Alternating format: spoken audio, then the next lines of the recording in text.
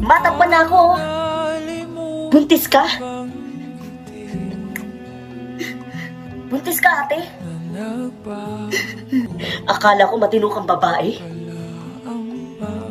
Akala ko ikaw yung mag-aawang sa buhay natin. Kagaya ka rin pala ng papa nyo. Mga wala kayong kwenta.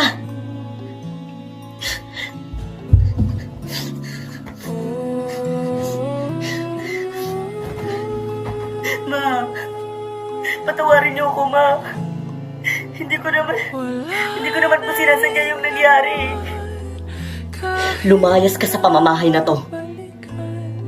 Hindi kita mapapatawad.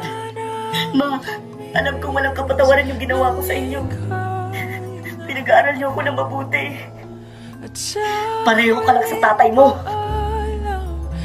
Pinag-aaral kita, Angela. Anong nangyari sa'yo?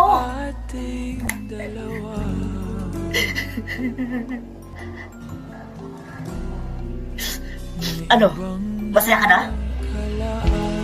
Ikaw na yung top 1. Ikaw na yung paborito ni Mama. Anong pinagsasabi mo akong paborito ni Mama? Eh, ikaw nga palagi binibili yung gusto mo eh. Oo, dati ako. Pero ngayon, ikaw na.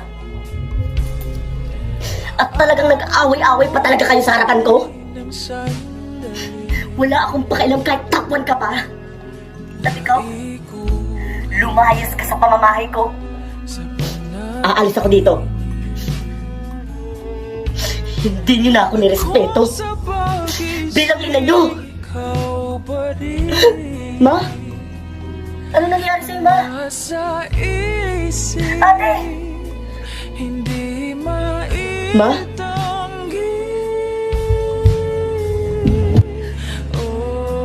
Ma! Ma!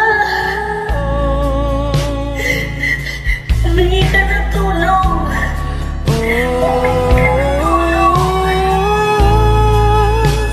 Wala na rin naman kahit na balikan. Ma? Miss ka na namin. Tignan mo kami ni ate, oh. Magkabati na kami, Ma. Ma? Pasensya ka na, Ma.